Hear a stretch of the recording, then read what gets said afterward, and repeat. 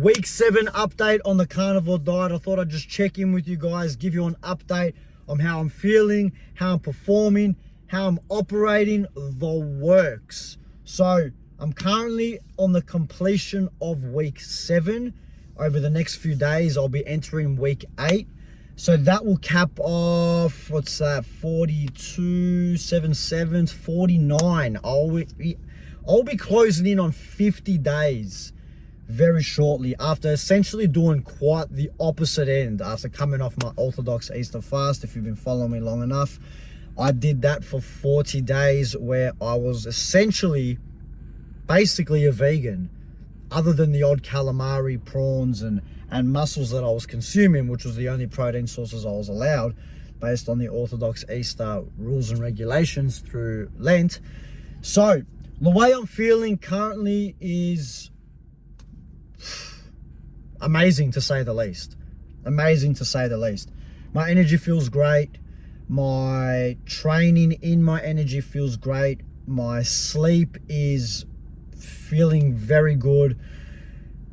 I'm honestly struggling to find something in which I can fault the way that I'm feeling to give you some negative feedback, because I don't want to just come from a standpoint where, you know, everything's amazing and I'm giving you this whole like diluted perception of how everything should be, because obviously the reality is that, put it this way, I'm not getting anything out of this, and I'm not in terms of, I don't get any financial gain from telling you guys to do this. I'm not trying to push a certain agenda. All I'm trying to share with you guys is my personal experience and how I'm feeling through this.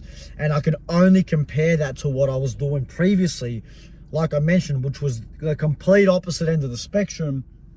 And when I go from being very highly carbohydrate based and fueled to where I'm at right now, it's like I feel liberated. I feel liberated where I don't feel as if I'm chasing my next meal. It's currently almost 12 o'clock midday, and all I've had is a couple of black coffees this morning with some water for my hydration, and I don't even feel like I need to eat. Whereas when I was doing the fast for Orthodox Easter, I'd get up and I'd be yearning for food, like out of control. And as soon as I would eat, it would only be multiple hours later in which I was searching for my next sugar hit again. And the best way I can describe that kind of feeling is almost like, it's essentially like a drug addict trying to find their next hit of drugs.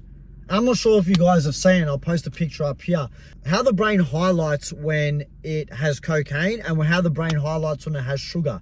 It's practically the same thing, if not the same. So when you look at things like that, it makes you wonder that the rewarding system in which your body goes through when it consumes sugar is so heightened to the point in which you're consuming foods not to fuel yourself and not to optimize yourself, but really to essentially feed an addiction.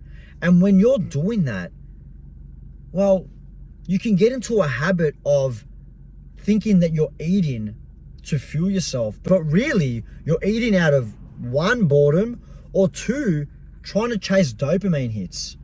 And that is really taking you very far away from how we should be eating instinctively and ancestrally. So I feel liberated from a standpoint where I'm not chasing my next hit, and I eat purely based on when I feel hungry and when that time comes. And naturally, it's usually coming well after midday. I'm typically having my first meal around 2-3 p.m. in the afternoon.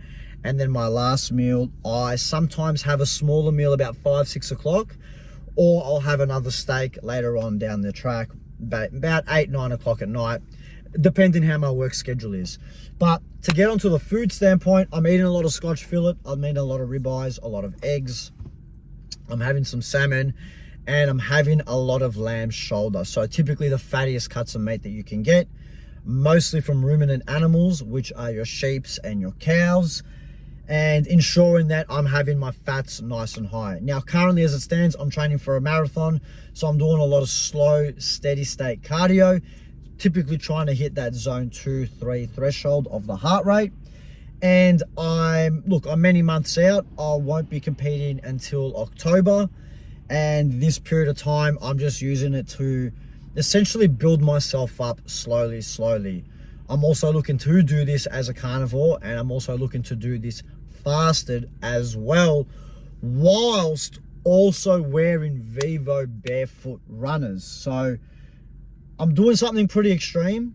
I'm training to do something pretty extreme. And the reason why I'm doing something that is extreme to this nature is, firstly, I like just to do things that are really out of the ordinary. And for much of the last year of my training, essentially since I did my fight, which was just over a year ago, I haven't felt much fulfillment from my training.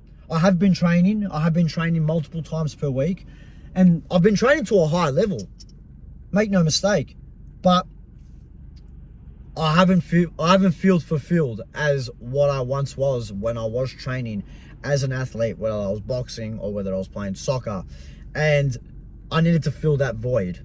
I knew deep down inside I wasn't going as hard as what I should be doing, and that just wasn't sitting right with my ethos. And I thought, you know what, I don't really have time to be able to do a fight right now, because when you train for boxing and you're training for a fight, or any sport for that matter, you're typically bound to be training certain times. Like, I've got to go to the gym at 6 o'clock because sparring's on then, and my schedule's all over the place right now. I've got clients, I'm building my online business, and I'm making that my priority at this point. And I need to be able to compete in something in which I can train in my own time. And it just made sense to do a marathon.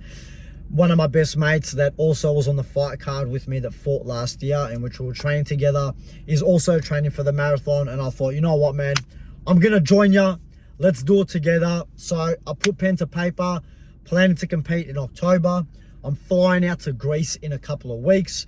That does not hold back my training, and that also is not going to hold me back from still continuing doing the carnivore diet. I'm sticking true to myself, and I'm going to go through this hard. Another couple of updates on how I'm feeling from a libido standpoint, which is very important for a lot of men that are doing this carnivore diet. When I was doing the vegan diet, I'll be honest with you, my libido plummeted badly. I did get results for my blood tests, and although my testosterone wasn't as low as what I may have thought it was, I wasn't feeling the same. And a big metric that a lot of people need to understand is health isn't always based on a particular number. Now, I don't want to go dive too deep about this and get all sciencey with you, but testosterone isn't the be-all, end-all metric of health. You need to look at your testosterone with your androgen receptors, with your HDL cholesterol, and marry it up to give yourself basically a formula to dictate on whether your test is actually as potent as what it is. Now, my potency had dropped, don't get me wrong, but above all else, had I not done that test, I knew for a fact that I wasn't feeling the same. Now, on the flip side, now closing in on almost 50 days, I'm waking up every day, morning wood, to the point where it's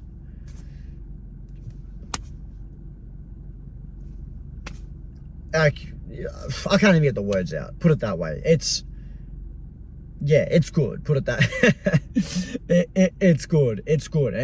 And that's a good sign for a male that you are running optimally. You don't have to just get a testosterone number to know if your test is high. Does working out and pushing yourself to the limit feel good? Do you have energy and drive to want to be sexually active? Do you have energy and drive to prosper? Do you have energy and drive to get out of bed and do the hard things? Those are huge metrics on whether your test is high or not. Don't worry about it, and don't get too caught up in the numbers, because the test numbers can chop and change based on how you're feeling, based on whether you're fasted. There's a whole variety and complexity that goes into these things. So if you just get your test and you look at a number, sure, it is important to a certain degree, but you need to also ask yourself, do you have morning wood? Does doing hard things feel good? And do you have desire to be sexually active as a man? And if you're ticking those 3 boxes, then in my opinion, that's a very, very good metric of whether you are a healthy, well-oiled, well-machined, thriving man. So that's basically a wrap up with my update of where I'm at. If you guys want more information on what I'm doing, more daily updates, be sure to check out my Instagram. If you're looking for one-to-one coaching, check out the links in the description and in the pinned comments. Catch you guys on the next one.